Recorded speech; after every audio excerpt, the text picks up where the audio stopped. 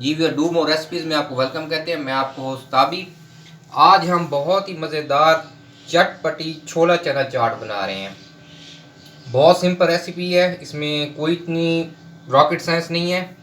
सबसे पहले ये मैंने चने ले लिए हैं आधा किलो। इनको मैंने रात सिंपल ताज़े पानी में भिगो दिया है। ये पूरी रात इसमें मतलब भीगे रहे हैं। अब मैंने सुबह इनको प्रेशर कुकर में बॉयल कर लिया 15 मिनट। अब इसके अंदर मैं मुख्तलिफ चीज़ें ऐड करूँगा ताकि ये मज़ेदार किस्म की चाट बन जाए। अच्छा, इस चनों में मैं एक और बात आपको बता दूं कि रात को जब मैंने इनको भिगोया, इसमें मैंने कोई भी किसी किस्म का सोडा वगैरह ऐड नहीं किया। ये सिंपल पानी में मैंने भिगोए हैं और उसी पानी में फिर सुबह मैंने इनको बॉयल कर लिया। जी व्यूअर्स, अब हम इसमें इंग्रेडिएंट ऐड करते हैं। सबसे पहले इसके अंदर मैं आधी प्याली लीमू का रस जो है वो इसके अंदर मैं ऐड कर दूंगा। इसके साथ मैं इसमें सब्ज़ मिर्ची ऐड करूंगा। ये अपने टेस्ट के हिसाब से आप इसमें ऐड कर सकते हैं, कम से ज़्यादा कोई इशू नहीं है। किसी भी अच्छे ब्रांड का चना चाट मसाला जो आम मार्केट में मिल जाते हैं, आप वो ले लें। उसका 1 टेबलस्पून इसके अंदर आप ऐड कर लें। चना चाट मसाला वो लें जिसका जायका आपको पसंद हो। भुना कुटा अजवाइन और ज़ीरा 1 टेबलस्पून ये मैं इसमें ऐड करने लगा हूँ।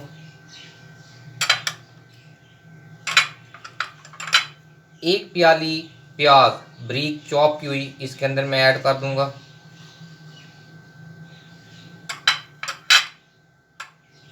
टमाटर 1 प्याली, मगर टमाटर में आपने एक चीज़ का ख्याल करना है कि टमाटर ऐड करने से पहले इसका छिलका ऊपर से आप उतार लें।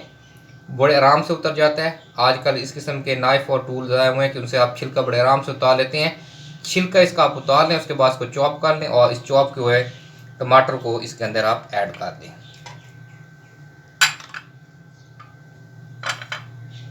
आलू बगैर चना चाट मुकम्मल ही नहीं होती, तो एक प्यारी आलू जो है उबाल कर छोटे क्यूब्स में इसके अंदर मैं ऐड कर रहा हूँ। अब इन तमाम अज्जा को मैं अच्छी तरह मिक्स करूँगा ताकि ये यकजा हो जाए।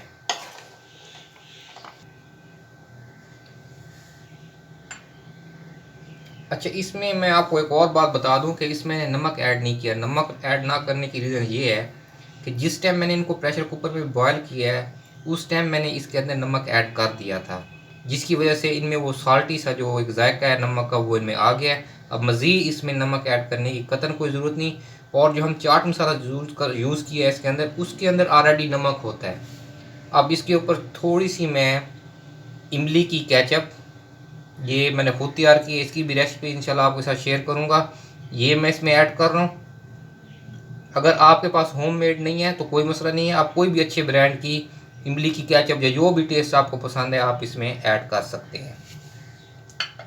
इसके साथ आप इसमें पुदीने की चटनी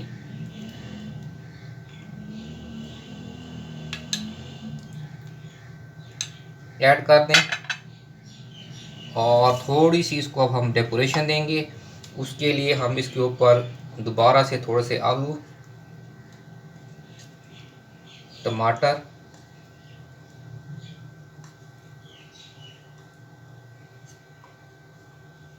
और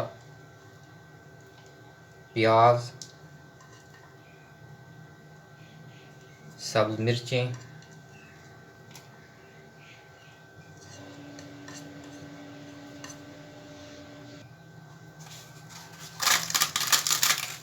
थोड़े से पापड़ इसके ऊपर हम क्रश करके डाल देंगे।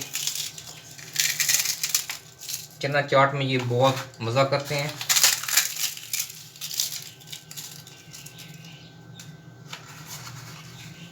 अच्छा, पापड़ अगर आप घर पे तैयार नहीं कर सकते तो इसका मैं आपको आसान हल बता दूं। ये भी आपको किसी भी बेकरी से रोल पट्टी मिल जाती है, समोसों की रोल पट्टी या इस किस्म की, उनको आप सिंपली आप तेल में फ्राई कर लें तो वो आपके पापड़ बन जाएंगे।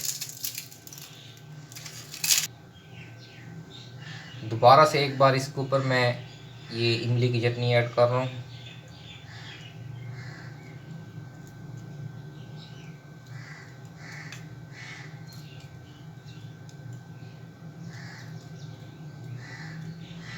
अच्छा, ये इमली की चटनी कोई खट्टी चटनी नहीं है, ये घर की तैयार की हुई है और बहुत ही मज़ेदार और बहुत ही यूनिक टेस्ट है। इंशाल्लाह इसकी रेसिपी मैं आपके साथ शेयर करूँगा। और लास्ट में इसके ऊपर मैं थोड़ा सा चाट मसाला मज़ीद ऐड कर दूँगा।